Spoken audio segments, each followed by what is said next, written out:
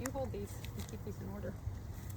So if any of y'all are doing any research online and you're using AI, I use the one on the Google bar, and because all of them pretty much have access to the same information, and it's free and it's unlimited.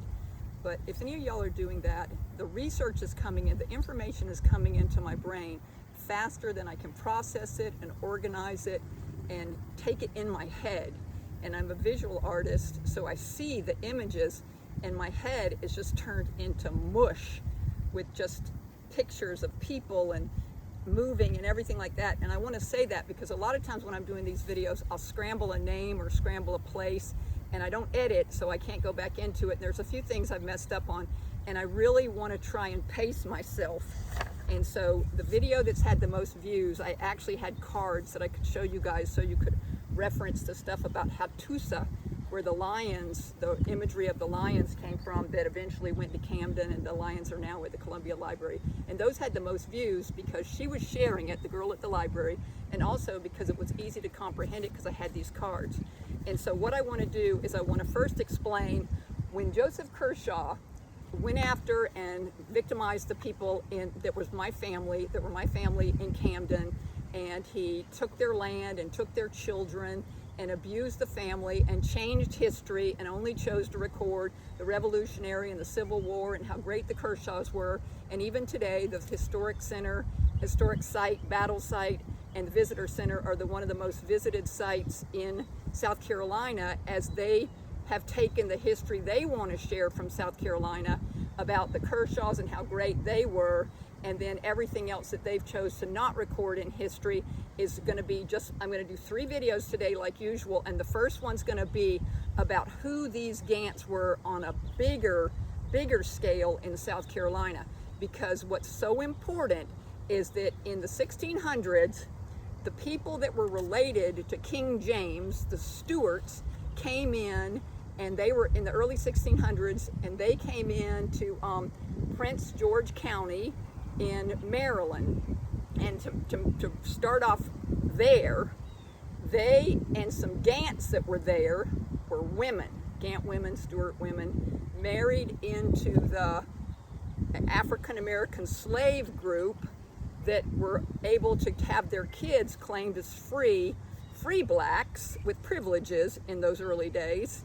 And so those people that were stewards were related to the Lindsays, the Clan Lindsay, and the Lindsays were originally Gants.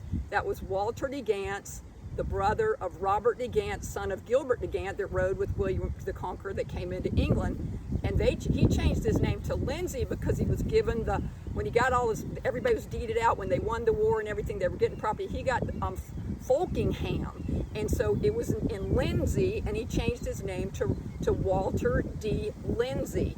And his job was to go up to Scotland, make peace with King David, because before the William the Conqueror conquered, there was a lot of conflicts between King David and the English people at the border there. So he's going to go there, and so now his name's Walter D. Lindsay. It was Walter D. Gant.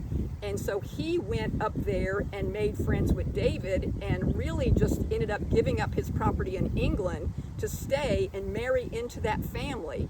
And that became the Stewards came, and they were the knights and the kings, and they ended up all marrying in together and calling that dynasty the Stewart dynasty. And so those family of Stewards came in the 1600s that are now coming with Lindsays that eventually became Lindsay Crawford after he married into the Crawfords. She was a woman that didn't have any men in the family, and she got the whole estates of the Crawfords in Scotland. So he's now the family of Walter D. Lindsay Crawford. And those people are Gants. By blood, they started off Walter D. Gant's line. And so when those people were marrying the black people and their kids could be free blacks, they moved to Ansonboro in downtown Charleston, South Carolina, where they eventually found the 36 people dead when they redid and built the Gilliard Auditorium. So those people are now anchored. The women with the free black children who have huge privileges, who are educated, and who have, what's that? Ants everywhere. On me? Yes. Go get my guitar case and I'll put my feet on it. just put those right there.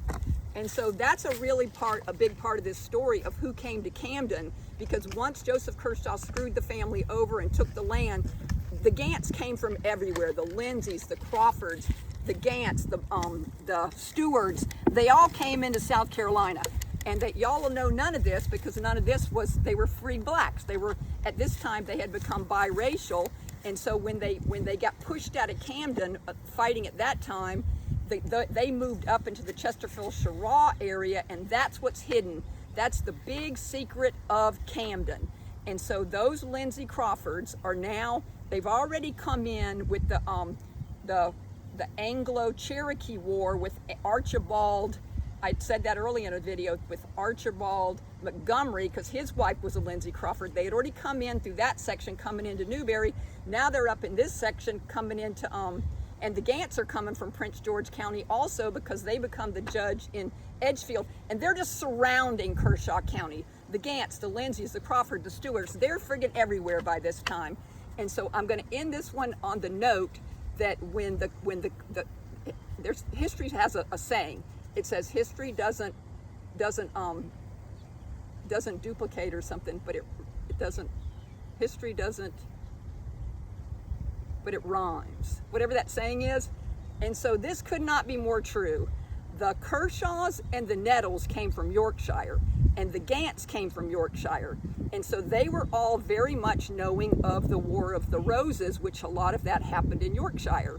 And so when they came, that would have been the War of the Roses in Yorkshire, and now we have the War of the Roses in Kershire, because they go family against family. The ones that married into the Kershaw family that were Sarah Kershaw, and the ones that married into the Nettles family were Mary Nettles, and they married immediately into the Stewart family. Those are the graves in Manning.